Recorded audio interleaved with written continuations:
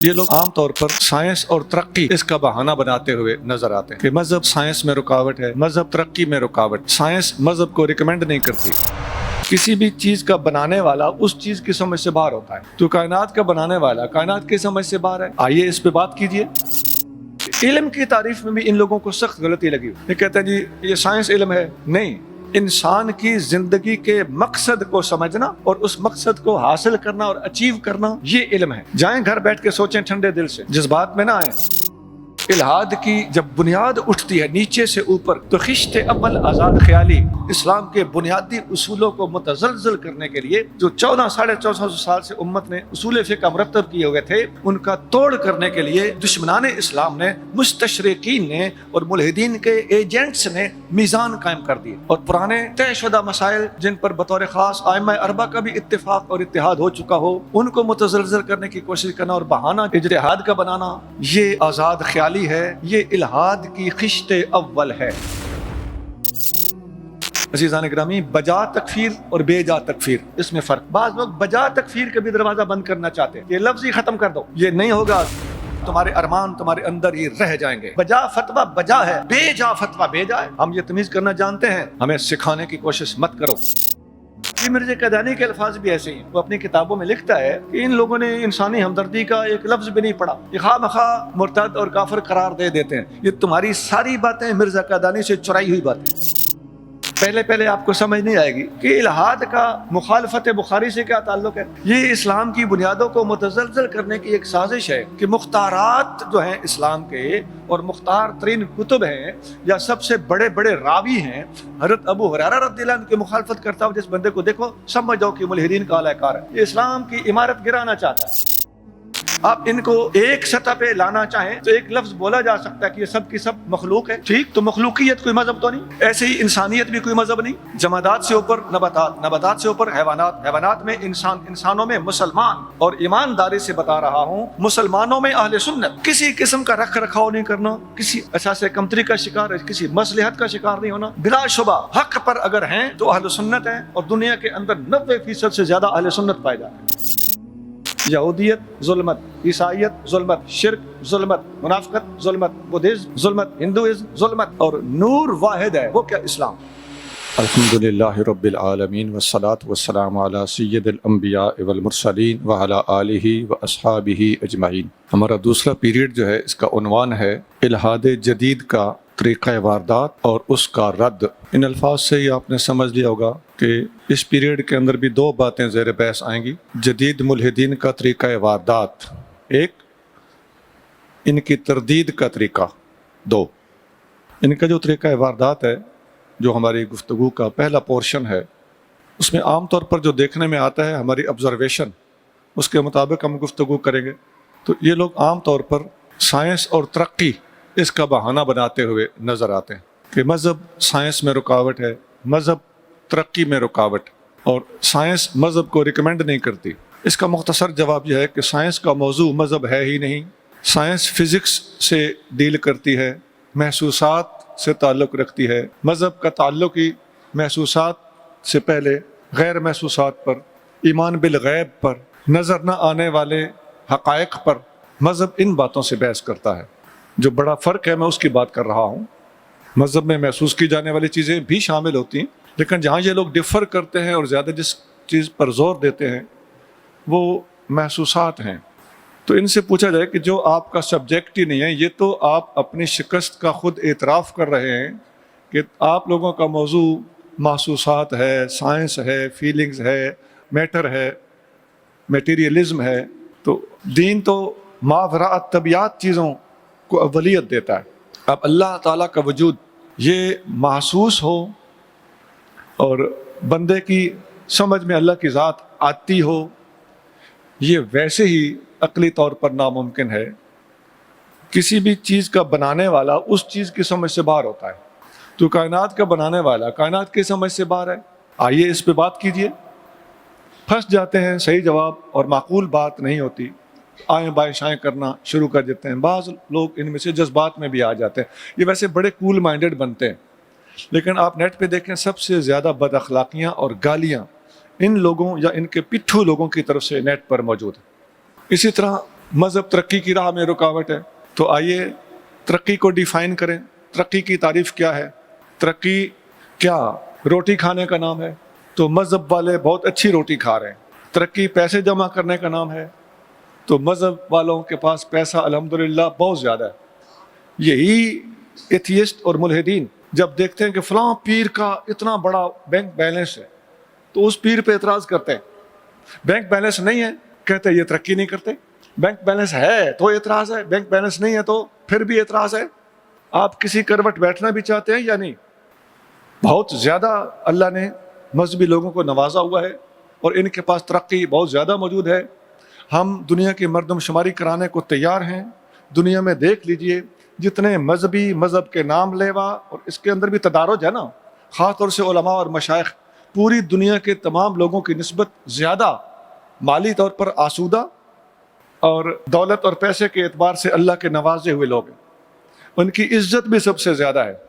ये लोग पीछे बैठे होते हैं मजहबी आलिम को, पीर फ़कीर को, हुज़ूर अलैहिस्सलाम के ग़ुलाम, हुज़ूर अलैहिस्सलाम के दीन का एहतराम करते हुए, अपने दीनी गैरत का मुज़ाहरा करते हुए इन मजहबी लोगों को आगे खड़ा भी करते हैं, आगे बिठाते भी हैं, मुसल्ला भी फराहम करते हैं, और आते हुए भी कुछ पेश करते हैं, जाते हुए भी कुछ पेश करते हैं, फूलों के हार भी पहनाते हैं। तो तरक्की को डिफाइन करें ना तो आपको समझ आएगी कि सबसे ज़्यादा तरक्की अल्लाह ताला जल्ल शानुहू ने दीन को दी है और दीन वालों को दी। अब अगर तरक्की का दूसरा पहलू देखा जाए कि हथियार बनाना, जहाज़ बनाना, एटम बम बनाना, हाइड्रोजन बम बनाना, रॉकेट्स और मिसाइल बनाना, ये तरक्की है, तो बड़ी जाहिलाना तरक्की है। गोया बंदे कत्ल करने का नाम तरक्की है तुम्हारे नज़दीक। तो इसको ज़रा नज़र सानी कीजिए, ये तरक्की नहीं है, ये तबाही है। हमारे नबी करीम रऊफ़ रहीम सल्लल्लाहु अलैहि वसल्लम ने जितने गज़वात किए हैं, गिनती के लोग हुज़ूर अलैहिस्सलाम की तरफ से या मुखालिफिन की तरफ से काम आए। गिनती के सहाबा किराम शहीद हुए और गिनती के कुफार मारे गए। और तुम लोगों ने जो तरक्की की है, फर्स्ट वर्ल्ड वार में क्या हुआ, सेकंड वर्ल्ड वार में क्या हुआ, और इधर इराक के ऊपर हमला और अफगानिस्तान के अंदर कॉर्पोरेट बम्बिंग, इसमें क्या हुआ। और तुम लोग जो मुख्तलिफ मुल्कों के अंदर ये छेड़खानियाँ कर रहे हो, वो उसका नतीजा क्या निकला है। और हर मुल्क में जो नोज़ पोकिंग तुम कर रहे हो, उसके कितने ख़तरनाक नतीजे हैं। तुमने अपनी आवाम को भी अनसेफ कर दिया, जबकि ज़िम्मेदार मुसलमान ऐसा काम नहीं करना चाहते, लेकिन तुम लोगों ने कुछ नासमझ लोगों को मछरा दिया है और इनको जज्बात में लाने वाले और इसके ज़िम्मेदार तुम लोग खुद हो। और तरक्की को डिफ़ाइन करने में आपको सख्त गलती लगी है। ऐसे ही एक बात मैं ज़िमनन कह रहा हूँ, इल्म की तारीफ़ में भी इन लोगों को सख्त गलती लगी। ये कहते हैं जी ये साइंस इल्म है। नहीं, इंसान की ज़िंदगी के मकसद को समझना और उस मकसद को हासिल करना और अचीव करना, ये इल्म है। जाएं घर बैठ के सोचें ठंडे दिल से, जज्बात में ना आए। और अगर इसी बात को हम अपने लफ्ज़ों में डिफ़ाइन करें, अब हम हक रखते हैं ना कि आपकी सतह पर हमने बात कर दी कि इंसान की ज़िंदगी के मकसद को पा लेना इंसानियत भी है और इल्म भी है, उसको समझना इल्म है। लेकिन हम खालिस इस्लामी ज़ुबान में बात करें तो अल्लाह ताला की तौहीद को समझना, अल्लाह की मार्फत हासिल करना और अल्लाह के अहकाम को मानना, उस पर अमल करना, असल इल्म यह है। हमारी किताबों में इल्म की डेफिनेशन यही लिखी हुई, अल इल्म नूरुन फ़ी क़ल्बिल मोमिन, इल्म वो नूर है जो मोमिन के कल्ब में होता है, मुक़्तबसन जो हासिल किया जाता है, मिन मसाबीह मिशकातिन नबुव्वत, नबुव्वत के फानूस के चिरागों से हासिल किया जाता है, मिनल अक़वाल अल मुहम्मदियत बल अहवाल अल महमूदियत व अफ़आल अल अहमदियत। मुहम्मदी अक़वाल, महमूदी अहवाल और अहमदी अफ़आल, उनकी रोशनी में जो इल्म हासिल होता है वो एक नूर की शक्ल में इंसान के और मोमिन के कल्ब में मौजूद होता है। और इसका मकसद और मिशन क्या होता है, युक़्तदा बिही इलल्लाह ताला व सिफ़ातिही व अहकामिही, उस इल्म से हिदायत हासिल की जाती है अल्लाह की ज़ात को पहचानने, अल्लाह की सिफ़ात को पहचानने और अल्लाह के अहकाम को जानने के लिए। तो ये इल्म की डेफिनेशन है। आइए हमारे सामने बैठिए, इल्म को डिफ़ाइन कीजिए। साइंस मज़हब को हाथ डाल सकती है या नहीं, आपके लिए एक इम्तिहान है। ये साइंस का सब्जेक्ट ही नहीं। तरक्की की तारीफ क्या है, आप 2 कदम नहीं चल सकते इसको डिफाइन करते वक्त। اور علم کو ڈیفائن کیسے کیا جائے گا؟ آپ ہماری دی ہوئی لائن کا مقابلہ نہیں کر سکتے. تو ان کا جو پہلا طریقہ واردات ہے وہ یہ 2-3 چیزیں جو میں نے آپ کے سامنے اختصار کے ساتھ رکھ دی ہیں اور ان کا رد بھی کر دیا. دوسرے نمبر پر الہاد کے کئی روپ بھی ہیں. یہ ڈائریکٹ اور صریح الہاد تھا جو میں نے آپ کو عرض کیا. اب ان کے مختلف روپ ہیں، ان کے سہولت کار ہیں، ان کے مختلف سٹیجز اور درجات ہیں. ان کو میں مختصر طریقے سے آپ کی خدمت میں رکھتا ہوں. ایک تو الہاد کی جب بنیاد اٹھتی ہے نیچے سے اوپر کو تو خشت اول آزاد خیالی. جو بندہ آزاد خیال ہوا وہ الہاد کی راہ پہ چل پڑا. آزاد خیالی اپنے گھر سے، ماں باپ کی بغاوت سے، اپنے معاشرے سے ہٹ کے سوچنا رہنا، اور دوست احباب میں اپنی ایک جداگانہ غیر اسلامی روش اور نافرمانی اور اکھڑ پن کے جراثیم پائے جانا. یہ عام معاشرتی خرابی کے اعتبار سے کہہ رہا ہوں. جہاں تک مذہبی حوالے سے تعلق ہے تو مذہب میں بھی جو بندہ قرآن، حدیث، اجماع اور جمہور کی پابندی نہیں کرتا وہ آزاد خیال بنتا ہے. اپنی کتابوں میں آزاد تحقیق کے عنوان قائم کر کے اپنی مرضی کی تفسیر یا اپنی مرضی کی شرح حدیث وہ کرتا ہے، یا اقوال مختارہ کو قبول نہیں کرتا اور کسی اصول فقہ، اصول حدیث، اصول تفسیر کی پابندی کو چھوڑ دیتا ہے. اپنے نئے میزان قائم کرتا ہے یا میزان نام کی کوئی کتاب لکھتا ہے، اور وہ کتاب اہل علم کو پتہ ہے، مطالعہ رکھنے والے اس کو سمجھ رہے ہوں گے کہ میزان نام کی کتابیں آپ کے اصول فقہ کا توڑ کرنے کے لیے اسلام کے خلاف لکھی گئی ہیں. اب اتنی باریک بات کون سمجھے؟ اور اتنا بڑا الزام وہ قرار دیں گے کہ اسلام کے خلاف میزان لکھی گئی. ہاں، اسلام کے بنیادی اصولوں کو متزلزل کرنے کے لیے جو 1400-1450 سال سے امت نے اصول فقہ مرتب کیے ہوئے تھے ان کا توڑ کرنے کے لیے دشمنان اسلام نے، مستشرقین نے اور ملحدین کے ایجنٹس نے میزان قائم کر دیے. یعنی پورے کا پورا جو ہمارا نظریہ ہے، پورا جو پیراڈائم ہے اس کو شفٹ کرنے کی کوشش کی گئی ہے، اور اسلام کی تحقیقات کا رخ جو صراط مستقیم پر جاری تھا اس کو ہٹا کر یا ادھر کرنے کی کوشش کی گئی ہے یا ادھر کرنے کی سازش کی گئی. حضرت مجدد الفسانی رحمہ اللہ کا ایک قول ہے، مکتوبات شریف میں موجود ہے. آپ فرماتے ہیں کہ جب تم دیکھو کہ طالب علم آزاد خیال ہے اور اپنی مرضی کے ساتھ اصولوں کو چھوڑ کے تحقیقات پیش کرتا ہے، فَعْلَمُوا أَنَّهُ لِصٌ، سمجھ جاؤ کہ وہ بندہ ڈاکو ہے، چور ہے، اسلام کو نقب لگانا چاہتا. اب یہ مجدد الفسانی رحمہ اللہ کا جملہ تو مختصر سا ہے، بڑا سادہ سا ہے، لیکن جو پیچھے میں نے ساری باتیں آپ کو بتائی ہیں اگر وہ ہمارے ذہن میں ہوں تو اب مجدد پاک کے اس جملے کی قدر ہمیں سمجھ میں آئے گی کہ وہ کیا کہنا چاہ رہے ہیں. آپ دیکھتے ہیں کہ اس وقت ہم نے محسوس کیا ہے کہ بہت زیادہ لوگ ہمارے اہل سنت کے اندر ایسے پچھلے تقریباً 40 سالوں میں کھڑے ہوئے ہیں جو جہاد، اجتہاد اور مجاہدہ، یہ اس قسم کی جیم ہا کے اشتراک دکھا کر وہ ڈائلاگ بازیاں اور بڑے خوبصورت جملے گھڑنے اور لفاظی کے ماہر ہیں. تو اجتہاد کے اور جدت کے بہانے سے اور جمود کو توڑنے کے بہانے سے اس قسم کی آزاد خیالیاں ان لوگوں نے اختیار کی ہیں. حالانکہ بے شک اجتہاد قیامت تک جاری ہے. الاجتہاد باق الی مر الدہور، زمانے گزرتے جائیں گے، اجتہاد جاری رہے گا، لیکن اس کی آڑ میں گزشتہ طے شدہ مسائل کو چھیڑ بیٹھنا یہ غلط ہے. ہر نئے مسئلے کو اجتہاد کی روشنی میں حل کرنا یہ امت پر لازم ہے، اور پرانے طے شدہ مسائل جن پر بطور خاص ائمہ اربعہ کا بھی اتفاق اور اتحاد ہو چکا ہو ان کو متزلزل کرنے کی کوشش کرنا اور بہانہ اجتہاد کا بنانا یہ آزاد خیالی ہے، یہ الہاد کی خشت اول ہے. جو بندہ یہاں آزاد ہو گیا وہ آگے کو نکلتا ہی چلا گیا. اس کی میں نے بہت سی مثالیں میرے ذہن میں ہیں، وہ ان کو میں ریزرو رکھتا ہوں. اہل علم سے اور محنتی طلباء سے درخواست ہے کہ موجودہ دور میں آپ خود ان چیزوں کو سمجھنے کی کوشش کیجئے، کس کس شخصیت نے اجتہاد کے بہانے سے طے شدہ مسائل کو ہاتھ ڈالنے کی ناپاک کوشش کی ہے۔ دوسرے نمبر پر الہاد والوں کا طریقہ واردات آزاد خیالی کے بعد علماء کی مخالفت۔ ایک عالم کا دوسرے سے اختلاف ہو سکتا ہے، ایک مسلک کا دوسرے مسلک سے اختلاف ہو سکتا ہے۔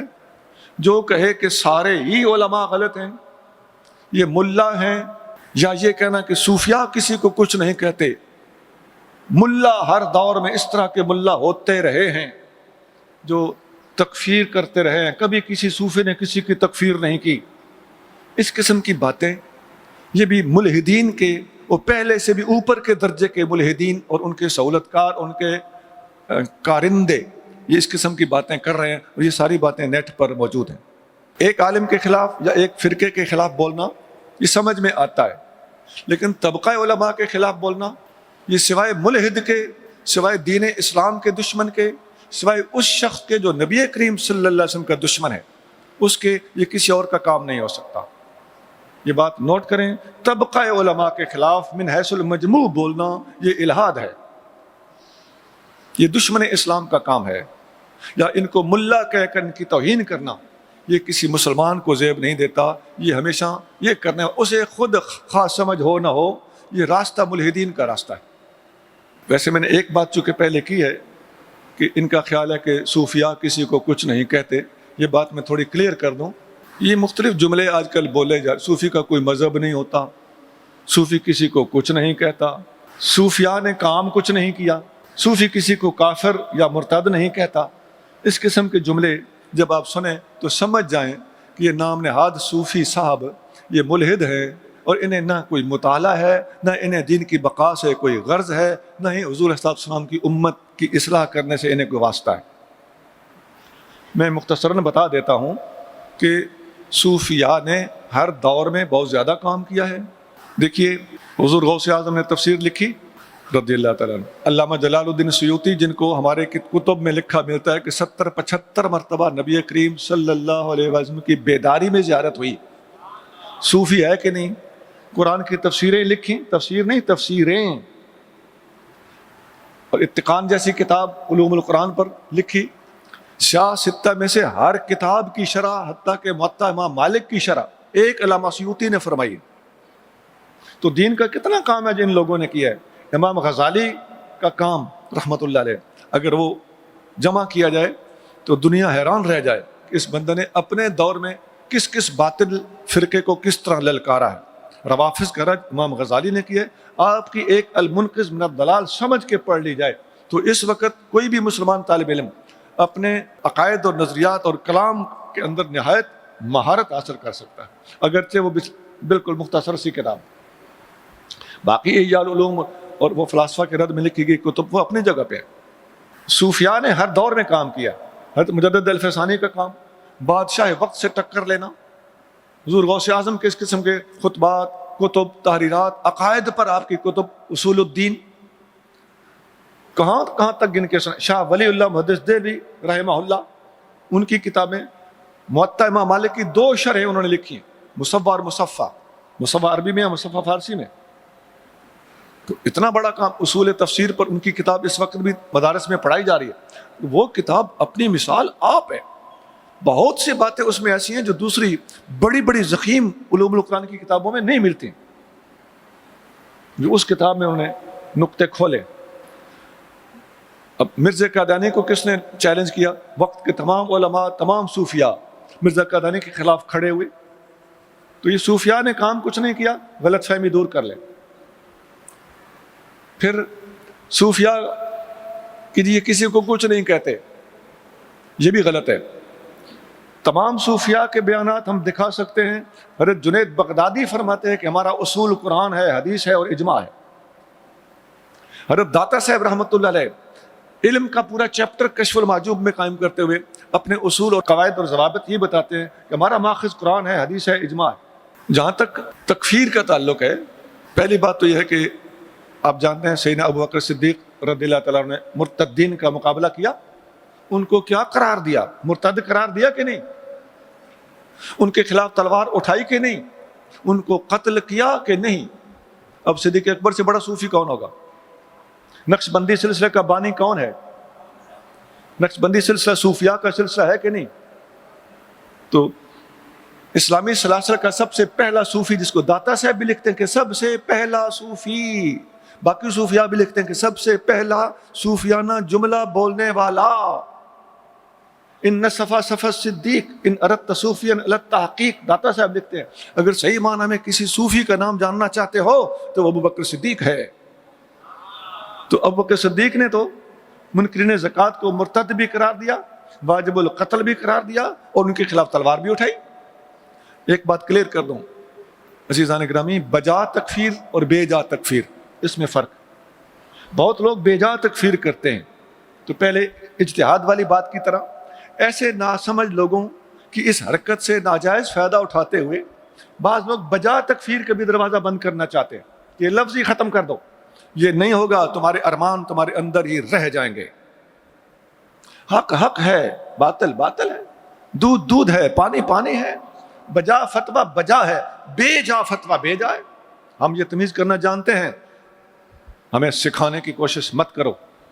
حضرت حسین بن منصور حلاج رحمہ اللہ، ان کی سب سے پہلے تردید کرنے والے حضرت جنید بغدادی، حضرت داتا صاحب نے کشف المعجوب میں لکھا ہے کہ حضرت حارث محاسبی رحمہ اللہ بیٹھے تھے، اور ابو حمزہ ایک صوفی ہیں، وہ ان کے مرید تھے۔ مرغے نے اذان دی، ابو حمزہ نے اللہ اللہ اللہ کہنا شروع کر دیا، ان کے مرشد حضرت حارث محاسبی نے چھرا نکال لیا، بولا دوبارہ کلمہ پڑھو۔ آپ غور کیجئے، دوبارہ کلمہ پڑھو کیا مطلب؟ مرتد قرار دیا۔ چھرا نکال لیا کیا مطلب؟ واجب القتل قرار دیا، اور صرف فتویٰ نہیں دیا، خود چھرا نکال لیا۔ کہاں لکھا ہے؟ کشف المعجوب کے صفحہ نمبر 191 پہ لکھا، 191 پوری ڈیٹیل ہے۔ پھر مریدوں نے پکڑا، حضرت معاف کر دیجئے، اس نے توبہ کی، پھر آپ نے اس کو چھوڑا، فرمایا یہ تم نے حلولیوں والی حرکت کی ہے۔ حلولیوں والی حرکت، وہ بتاتے تھے بعد میں کہ میں حلولی نہیں ہوں، لیکن میں نے چونکہ حرکت ایسی کی تھی جو حلولیوں والی حرکت ہوتی ہے، اس لیے میرے مرشد نے مجھے بجا طور پر تنبیہ فرمائی۔ تو حلولیوں والی حرکت کی وجہ سے آپ نے چھرا نکال لیا، اور اگر خود حلولی ہو تو پھر، اور وہ بھی اپنے اوپر لیبل اسلام کا ہی لگاتے ہیں، تو ان کا تو کفر اس سے آگے ہو گیا۔ امام غزالی رحمہ اللہ نے اسی کتاب المنقذ من الضلال میں فارابی کا نام لے کے اسے کافر کہا ہے، اور ابن سینا کا نام لے کر اسے کافر کہا ہے۔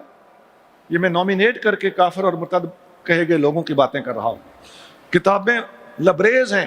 حضور غوث اعظم نے بے شمار فرقوں کو ملحد قرار دیا ہے جو خود کو مسلمان کہتے تھے۔ ابھی ہم یہ ڈسکس کر رہے ہیں کہ اسلام کا لیبل بہت سے لوگوں پر ہے، لیکن اندر سے ملحدین ہیں یا ملحدین کے سہولت کار ہیں۔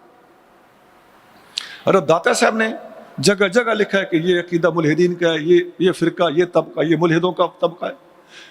حضور غوث اعظم نے سر الاسرار، ان کی ایک کتاب ہے، اس میں انہوں نے مسلمان کہلانے والے صوفیوں کے 12 فرقے لکھے، فرمایا ان میں سے ایک اہل سنت و جماعت ٹھیک ہیں، باقی 11 فرقے اہل سنت سے خارج۔ تو سنیت کی تعریف بھی بتا دی، اہل سنت سے خارج بھی قرار دیا، اور صوفیاء نے ہی تکفیر کے حقدار کی تکفیر کی، اور مرتد کے فتوے کے حقدار کو مرتد بھی کہا، اور قتل کے فتوے کے حقدار پر یہ حکم بھی لگایا۔ ہاں، یہ بات ہم بار بار دہرا رہے ہیں کہ بجا طور پر کسی کو کافر کہنا اور ہے، اور بے جا طور پر کسی کو کافر کہنا اور، یہ فرق ہم سمجھتے ہیں۔ تیز نہ بنو۔ ان لوگوں نے خود ایسی حرکتیں کی نا، تو اپنی غلط حرکتوں کو شیلٹر دینے کے لیے مرزا قادیانی کی طرح، یہ مرزا قادیانی کے الفاظ بھی ایسے ہی ہیں، وہ اپنی کتابوں میں لکھتا ہے کہ ان لوگوں نے انسانی ہمدردی کا ایک لفظ بھی نہیں پڑھا، یہ خواہ مخواہ مرتد اور کافر قرار دے دیتے ہیں۔ یہ تمہاری ساری باتیں مرزا قادیانی سے چرائی ہوئی باتیں، اور یہ مرزا قادیانی کے خلاف تو مقابلہ کرنے والے آپ جانتے ہیں، سب علماء، سب صوفیاء متفقہ طور پر اس کو کافر بھی کہا، مرتد بھی کہا، اس کے خلاف فتوے بھی دیے، مناظرے بھی کیے۔ یہ جو کہتے ہیں کہ صوفیاء کسی کو کچھ نہیں کہتے، 1400 سال میں کسی صوفی نے کسی کو کچھ نہیں کہا، میں پوری ذمہ داری سے کہہ رہا ہوں، اس طرح کی جو لوگ بات کرتے ہیں، ان کو اور تو ہماری ساری باتیں ایک طرف، ان کو ایک مرزا قادیانی ٹکر جائے، وہ کہے کہ بالکل تم نے ٹھیک کہا، یہی تو میں کہتا ہوں، تو پھر کیا بنے گا؟ گویا جناب کو الہاد کا راستہ چھوڑ کر اسلام کی لائن پہ آنا پڑے گا اور مسلمانوں کے مجموعی دھارے کے اندر شامل ہونا پڑے گا، نہیں تو ہم بے نقاب کرنا جانتے۔ ان کا جو طریقہ واردات تھا اس میں علماء کی مخالفت اور تصوف کا بہانہ، ان کا ایک طریقہ واردات اور ہے صحابہ کرام کی مخالفت۔ یہ بھی ایک ٹولہ ہے ملحدین کا، ایک مخصوص طبقہ ہے جنہوں نے اپنی سوچ لڑائی، اس نتیجے پر پہنچے کہ اللہ کی مخالفت، دین اسلام کی مخالفت، قرآن کی مخالفت کرنے کی بجائے اللہ کی توحید کے علمبردار، قرآن کے امین اور نبی کریم صلی اللہ علیہ وسلم کے دین کے محافظ طبقے کے خلاف زبان تان دراز کی جائے تاکہ رزلٹ پھر بھی وہی ہو، نتیجتاً دین اسلام کی پوری عمارت متزلزل کرنے کی سازش کی جائے گی۔ تو اس طریقہ واردات کو اختیار کرنے والے نے نبی کریم صلی اللہ علیہ وسلم کے ان غلاموں پر وار کرنے کی ناکام اور ناپاک سازش کی جو قرآن کے اولین مخاطب تھے، نبی کریم صلی اللہ علیہ وسلم کے اپنے دست اقدس کے پروردہ تھے اور اپنی نگاہ اور قلبی توجہ کے اولین مرکز رہے۔ تو ان لوگوں کو منافق کہنا، مرتد کہنا اور نبی کریم صلی اللہ علیہ وسلم کے بعد ان کا معاذ اللہ دین چھوڑ جانے کا فتویٰ لگانا، یہ بھی ملحدین کا ایک راستہ ہے۔ آپ لوگوں کو شاید اس بات کی سمجھ نہ آئے، مخالفین صحابہ کو ہمارے علماء نے اپنی کتابوں میں ملحدین قرار دیا ہے، ملحدین کے اور ان کے دلائل ایک جیسے قرار دیے ہیں۔ امام باقلانی رحمہ اللہ اپنی کتاب الانتصار للقرآن، اس کتاب میں آپ لکھتے ہیں کہ یہ جتنے دلائل روافظ قرآن کے خلاف دیتے ہیں، تلک الدلائل باسرہا دلائل الملحدین، یہ سب کے سب دلائل روافظ کے پاس قرآن کے خلاف وہی ہیں جو ملحدین کے دلائل۔ یہ الانتصار للقرآن بڑی اچھی کتاب ہے قرآن کا دفاع کرنے، ملحدین اور قرآن کے مخالفین اور روافظ کا رد کرنے کے لیے۔ امام باقلانی 403 ہجری میں فوت ہونے والے بزرگ ہیں، قاضی باقلانی کہلاتے ہیں۔ کتاب نوٹ کرنے والوں کو میں لکھا دیتا ہوں، الانتصار للقرآن، قرآن کی مدد۔ یہ اس کے 460 صفحے کے اوپر یہ عبارت ہے کہ روافظ کے پاس تمام دلائل وہی ہیں جو ملحدین کے دلائل ہیں، اور ملحدین کے پاس تمام دلائل وہی ہیں جو روافظ کے دلائل ہیں۔ نبراس میں حضرت علامہ عبدالعزیز پرہاروی رحمہ اللہ لکھتے ہیں کہ الملاحدۃ قوم فی العجم، ملحدین وہ قوم ہے جو عجم میں پائی جاتی ہے۔ ظاہرہم الرفض، ان کا ظاہر رافضیت ہے۔ وباطنہم الکفر، ان کا باطن دیکھا جائے تو وہ الہاد ہے۔ ومقصودہم ابطال الاسلام، اور ان کا مشن اسلام کو گرانا ہے، اسلام کو باطل کرنا ہے۔ تو یہ ملحدین اور روافظ، یہ نبراس کے مصنف بھی، یہ صفحہ نمبر 64 ہے، آپ دیکھ سکتے ہیں، جو مکتبہ امدادیہ کی چھپی ہوئی، اس کے مختلف نسخے ہیں، میں نے ایک نسخہ بتا دیا۔ تو یہ کوئی ڈھکی چھپی بات نہیں ہے، اس دور میں ہمارا یہ لگایا ہوا الزام نہیں ہے، ہمارے پرانے علماء کی یہ ریڈنگ ہے، اور آپ جانتے ہیں کہ ہم لوگ اگلے علماء کو نہیں پہنچ سکتے۔ اسی طرح آپ دیکھیں گے کہ اور کچھ لوگوں سے بن پڑے یا نہ بن پڑے، وہ پھر کیا کہتے ہیں کہ بخاری شریف کے خلاف بولنا شروع کر دیتے ہیں۔ امام بخاری کو پتہ نہیں کیا ہو گیا تھا، فلاں قسم کی حدیثیں لے آئے ہیں، فلاں قسم کی حدیثیں نہیں لائے۔ تو پہلے آپ کو سمجھ نہیں آئے گی کہ الہاد کا مخالفت بخاری سے کیا تعلق ہے۔ یہ اسلام کی بنیادوں کو متزلزل کرنے کی ایک سازش ہے کہ مختارات جو ہیں اسلام کے، اور مختار ترین کتب ہیں یا سب سے بڑے بڑے راوی ہیں، حضرت ابو ہریرہ رضی اللہ عنہ کی مخالفت کرتا ہو جس بندے کو دیکھو سمجھ جاؤ کہ ملحدین کا اعلی کار ہے، یہ اسلام کی عمارت گرانا چاہتا ہے۔ بھئی کسی نہ کسی صحابی نے تو سب سے زیادہ احادیث روایت کرنی تھی نا، تو اللہ کو منظور ایسا ہوا کہ وہ صحابی حضرت ابو ہریرہ نکلے رضی اللہ تعالیٰ عنہ، اس کا بھی پس منظر ہے، ان کو حضور صلی اللہ علیہ وسلم نے خود حافظہ عطا فرمایا تھا، اور انہوں نے عمر بھی کافی ساری پائی، حدیثیں روایت کرنے کا ان کو موقع بھی زیادہ ملا، تو بہت سارے عوامل ہیں جن کی وجہ سے انہوں نے حدیثیں زیادہ روایت کی. مرزا قادیانی کہتا ہے یہ ابو ہریرہ بس ایسی باتیں کرتا تھا. یہ مرزا قادیانی کے الفاظ ہیں. سب سے زیادہ حدیثوں کے راوی جب یہی ہیں تو ہر موضوع پر ان کی حدیثیں زیادہ ہونی تھی. تو دشمنان صحابہ برستے ہیں تو ابو ہریرہ پہ، دشمنان ختم نبوت برستے ہیں تو ابو ہریرہ پہ. میں نے ابھی آپ کو پچھلے لیکچر میں عرض کیا تھا کہ آپ کو اگر مختلف ادیان کا تقابل پتہ ہو تو آپ اس کو اس سے ٹکرا دیں گے.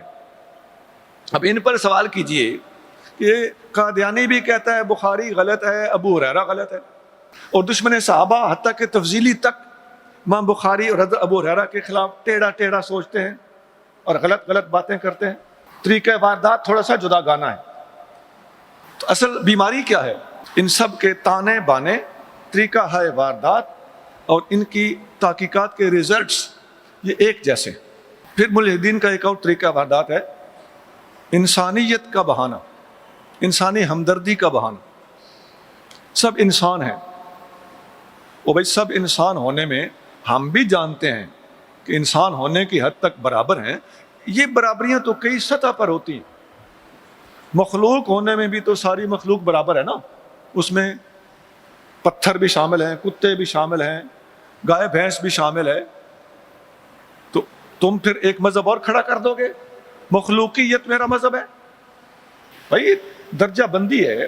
جمادات ہیں جیسے پتھر، نباتات ہیں جیسے پودے. جمادات وہیں پڑے رہتے ہیں، نباتات اگتے ہیں. پھر حیوانات ہیں، پودے چلتے نہیں، حیوانات چلتے ہیں. ان میں پھر انسان ہے جو حیوان ناطق ہے، وہ عقل بھی رکھتا ہے، وہ بولتا بھی ہے، ناطق ہے. تو یہ فرق ہے. آپ ان کو ایک سطح پہ لانا چاہیں تو ایک لفظ بولا جا سکتا ہے کہ یہ سب کی سب مخلوق ہے. ٹھیک، تو مخلوقیت کوئی مذہب تو نہیں، ایسے ہی انسانیت بھی کوئی مذہب نہیں. جمادات سے اوپر نباتات، نباتات سے اوپر حیوانات، حیوانات میں انسان، انسانوں میں مسلمان. اور ایمانداری سے بتا رہا ہوں مسلمانوں میں اہل سنت. کسی قسم کا رکھ رکھاؤ نہیں کرنا، کسی احساس کمتری کا شکار، کسی مصلحت کا شکار نہیں ہونا. بلا شبہ حق پر اگر ہیں تو اہل سنت ہیں، اور دنیا کے اندر 90% سے زیادہ اہل سنت پائے جاتے ہیں.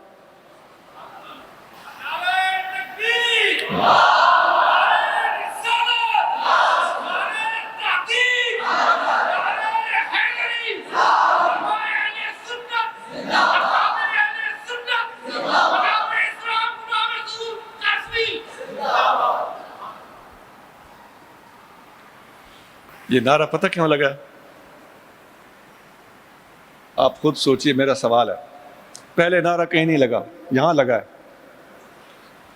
اس کو گھر جا کے سوچنا. میں نے ملحدین کے مختلف طریقہ ہے واردات اور مختلف سطح پہ ان کا اسلام کی مخالفت کرنا وہ آپ کو عرض کر دیا. اب اس الحاد کا رد کیسے ہے؟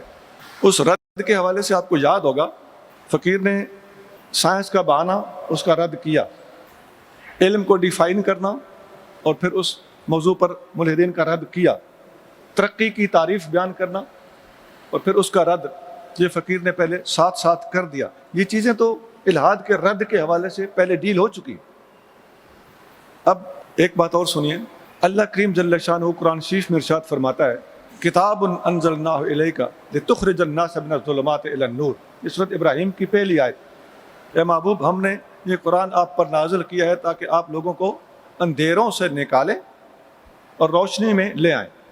یہاں غور کیجئے، ظلمات جمع ہے اور نور واحد ہے. ظلمات سے نکالیں، نور میں لے آئیں. امام رازی نے بہت بڑا نقطہ لکھا ہے یہاں پر. فرماتے ہیں ظلمات بہت سارے ہیں. یہودیت ظلمت، عیسائیت ظلمت، شرک ظلمت، منافقت ظلمت، بدھزم ظلمت، ہندوازم ظلمت، اور نور واحد ہے. وہ کیا؟ اسلام.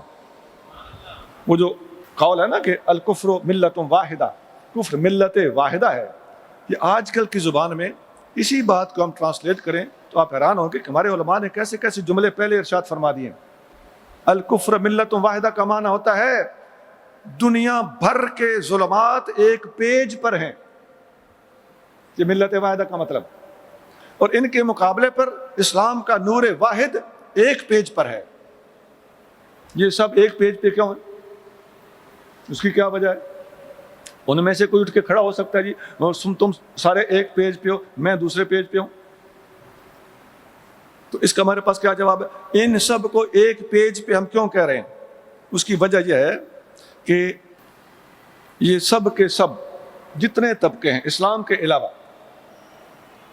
ان سب کے پاس شکوک و شبہات، اندازے اور تخمینے ہیں، اسلام کے پاس یقین ہے۔ یہ ایک پیج پر میں ابھی بتاتا ہوں، یہ ملحدین کی بات ہو رہی تھی، ان کے پاس کیا ہے؟ کوئی کنفرمیشن ہے، ایک اندازہ ہے، یہ دنیا ہو نہ ہو یہ کروڑ سال پرانی ہے۔ سورس آف نالج کیا ہے؟ اندازہ۔ وہ ہم نے فلاں جگہ سے ایک ٹھیکری منجو ڈاڑو کی پکڑی، ایک ہڈی پکڑی، اس کو لیبارٹری میں بھیجا، وہ ٹیسٹر بتا رہا تھا کہ اتنے کروڑ سال پرانی ہڈی ہے۔ اب اس بات کو کوئی حلفاً بیان نہیں کر سکتا، یہ محض اندازے ہیں۔ وہ ٹھیکریاں بتاتی ہیں کہ یہ برتن اتنے 100 سال، اتنے 1000 سال، اتنے کروڑ سال پرانا ہے، یہ تکے ہیں۔ اسلام واحد مذہب ہے جو ان باتوں کے مقابلے پہ قرآن کو جب مسلمان پڑھتا ہے تو حلفاً بیان کر سکتا ہے، اپنے محبوب نبی صلی اللہ علیہ وسلم کی حدیث بیان کرتا ہے، اگر اس کی سند صحیح ہے تو حلفاً بیان کر سکتا ہے۔ تو ان کے پاس اندازے ہیں۔ یہ دنیا بگ بینگ سے وجود میں آئی، ایک بہت بڑا دھماکہ تھا، یہ بھی ملحدین کا آج کل ایک چھوڑا ہوا شوشہ ہے۔ اس کے بعد ان کے پاس کیا ہے؟ اندازہ۔ بس یہی ہو نہ ہو یہ ایک دھماکہ ہوا تھا۔ تو تمہارے اس آئیڈیا سے تو اسلام کی، قرآن کی کن فیکون کہیں بہتر ہے، اور ہے ہی 100% یہی۔ ڈارون کیا کہتا ہے؟ انسان پہلے بندر تھا پھر انسان بنا۔ ذریعہ علم کیا ہے؟ سورس کیا ہے؟ اس کو کس نے پڑھایا؟ اندازہ ہے۔ آپ اندازہ لگاتے جائیے، سوچتے جائیے، سمجھتے جائیے، یہ ساری کی ساری باتیں ایک پیج پہ آ رہی ہیں کہ نہیں؟ ڈارون بولے اندازہ ہے، سائنسدان بولے اندازہ ہے، ایتھیسٹ بولے اندازہ ہے، سب کے پاس اندازے ہیں۔ حتیٰ کہ مشرکین کے بارے میں قرآن کہتا ہے انہم الا یخرصون، ان کے پاس تکے ہیں، اندازے ہیں، خرصے ہیں۔ اب یہود و نصارہ کے بارے میں قرآن کہتا ہے ان الذین اختلفوا فیہ، حضرت عیسیٰ علیہ السلام کے آسمان کے جانے یا غائب ہو جانے یا کہاں چلے گئے، اس کے بارے میں یہودیوں اور عیسائیوں نے آپس میں اختلاف کیا ہے۔ وما لہم بذلک من علم، یہودیوں کے پاس بھی کوئی علم نہیں، عیسائیوں کے پاس بھی اس بارے میں کوئی علم نہیں۔ وَإِن يَتَّبِعُونَ إِلَّا الظَّنَّ، دیکھو وما لہم بذلک من علم نہیں ہے، یہ کافی تھا، مزید قرآن نے ان کو رگڑا لگا دیا، یہ ظن کے پیروکار ہیں۔ وما قتلوہ یقیناً، قرآن اپنا فیصلہ دیتا ہے، قرآن جب بات کرتا ہے تو یقین سے کرتا ہے، یقیناً عیسیٰ قتل نہیں کیا گیا، بل رفعہ اللہ الیہ، اللہ نے اسے اپنی طرف اٹھا لیا، یہ ہے یقین۔ اسلام کے پاس یقین ہے تو سب باقی میں نے ایک ایک کر کے گن کے سنا، حتیٰ کہ عزیزان گرامی منافقین کیا قرآن کیا کہتے ہیں؟ مذبذبین بین ذالک، منافق حق اور باطل کے درمیان متذبذب ہیں، لا الہ الا ولا الہ الا، نہ ادھر کے ہیں اور نہ ادھر کے ہیں، شک میں مبتلا ہوئے نا۔ تو سب مذہبوں کے پاس اس وقت بھی آپ حتیٰ کہ اہل عقل سے پوچھ لیں اور قرآن و سنت پڑھ کے دیکھ لیں، شرک سب سے بڑی تشکیک ہے۔ شرک انسان کے ذہن میں ڈاؤٹ پیدا کرتا ہے، بے یقینی پیدا کرتا ہے۔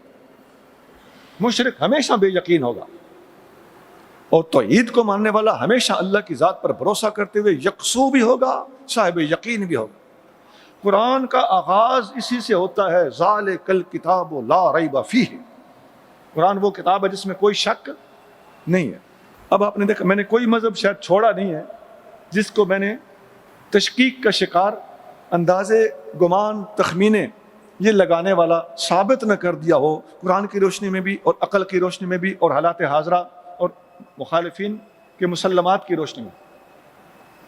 یہ سب لوگ تکے لگا رہے ہیں، اس لیے ہم کہتے ہیں کہ سب ایک پیج پر ہیں، یہ ظلمات اکٹھے ہیں اور نور واحد دوسرے پیج پر اسلام کے طور پر موجود۔ اب لے جائیں یہ لوگ ہمارا یہ سوال اور اپنی جانیں لڑا دیں، اس کا علمی جواب نہیں دے سکیں گے۔ ہم نے ثابت کر دیا ہے کہ اسلام کے علاوہ سب ظلمات ہیں، وہ سب کے سب ایک جیسی سوچ رکھتے ہیں، اس لیے وہ ایک پیج پر ہیں۔ وہ سوچ کیا ہے؟ شک، شبہ، گمان، اندازہ، تکا، تخمینہ۔ اور اسلام کے پاس یقین ہے۔ اب کوئی نہیں کہہ سکتا کہ فلاں فلاں ایک پیج پر ہے، نہیں، یہ الکفر ملت واحدہ ہم نے ثابت کر دیا ہے کہ ایک حقیقت ہے۔ اس کو ایک اور انداز میں بھی پیش کر دیتا ہوں۔ اسلامی اصطلاح میں بات کرنے لگا، قرآن کی بولی میں بات کرنے لگا۔ ان سب کے پاس متشابہات ہیں اور قرآن اور اصحاب قرآن کے پاس محکمات ہیں۔ یہ سورۃ آل عمران کے بالکل آغاز میں جو الفاظ آئے ہیں نا، ان کی تفسیر میں اہل علم حضرات سے دستبستہ گزارش ہے کہ تفسیر قرطبی ضرور پڑھ لیں۔ امام قرطبی رحمہ اللہ نے محکمات اور متشابہات کو واضح کرتے وقت گرلے کھول دیے۔ اس آیت کا شان نزول یہ ہے کہ جب عیسائیوں نے تکے لگائے کہ جی وہ قرآن میں آیا ہے کہ عیسیٰ علیہ السلام کلمۃ اللہ بھی ہیں، روح اللہ بھی ہیں، تو یہ تو پھر خدا ہونے کا ثبوت ہوا نا۔ تو اس وقت اللہ کریم نے ارشاد فرمایا کہ قرآن میں لا الہ الا اللہ نظر نہیں آتا، قل هو اللہ احد نظر نہیں آتا، تین خدا نہ کہو نظر نہیں آتا۔ یہ کلمۃ اللہ، روح اللہ، یہ تو عیسیٰ علیہ السلام کو جبریل امین نے جو دم کیا تھا اس حوالے سے ان کو مجازن کہا گیا ہے۔ قرآن کے پاس یقین اور ان کے پاس کیا ہے؟ اندازہ۔ وہ چونکہ ایسا ہے لہٰذا ایسا ہونا چاہیے، یہ چونکہ چنانچہ اگرچہ مگرچہ، یہ سب ان کے پاس ہے۔ اسلام کے پاس یقین ہے۔ اور قرآن کا آغاز میں ریپیٹ کر رہا ہوں، قرآن کا آغاز ہی لا ریب فیہ سے ہوتا ہے، اور جگہ جگہ قرآن مسلمانوں کو شک، شبہ، امتراء اس سے منع، فلا تکونن من الممترین ہے نا قرآن میں۔ لا تہنوا ولا تحزنوا، ڈھیلے نہ پڑنا، ڈرنا نہیں، انتم الاعلون، تم غالب آ کے رہو گے، ان کنتم مؤمنین، اگر ایمان مضبوط رہا۔ بار بار ہے نا، ایک دو جگہ پہ نہیں، قرآن یقین فراہم کرتا ہے، اور قرآن کے مقابلے پر دوسرے تمام ادیان اور تمام ظلمات تشکیک کا شکار ہیں، ان کے پاس کوئی کنفرمڈ بات نہیں ہے۔ سبحان ربک رب العزت عما یصفون وسلام علی المرسلین والحمد للہ رب العالمین۔